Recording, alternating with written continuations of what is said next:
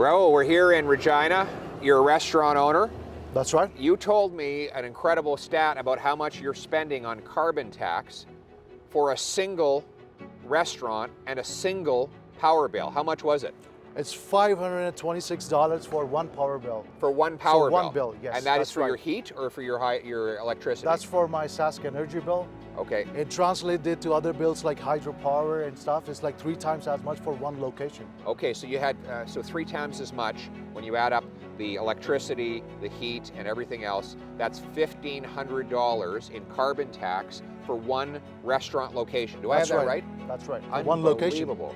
You know, you could hire a part-time student server for $1,500 a month, but now you can't hire that student because you're spending the money on the carbon tax. Well, absolutely. It's a big challenge for us, especially with, COVID and everything. Restaurants, especially in our industry, hit a bottom line. You have to protect our bottom line. So, on some days, on some months, I'm saving just that much money. Wow. If you think about it, we had so many restrictions in place.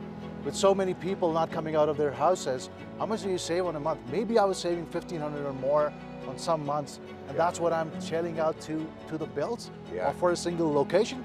Andrew, so that's quite a bit, especially when the whole bill is about $1,500 just in the tax. in total. Just in the tax. Yeah. I have a question though, because we were promised that this would be revenue neutral. So you're paying $1,500 in carbon taxes. Yeah. How do you receive it back? How is that made up?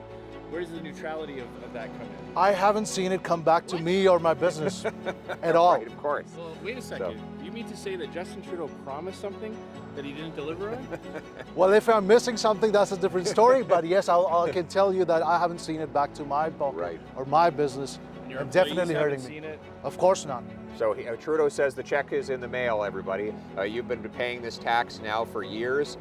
It's killing jobs. It's driving up the cost of living. Inflation's at a 30-year high. Gas hit $1.60 a liter here in Saskatchewan this weekend. I hear it could hit as much as $2 a liter this month. That's right, $1.89. And now Trudeau and Jean Charest want to raise carbon taxes even more. I want to do the opposite. I'm getting rid of the carbon tax to save you some money, to leave money in your pocket so you can spend that money lowering costs for your customers and raising wages for your workers. Sound like a plan?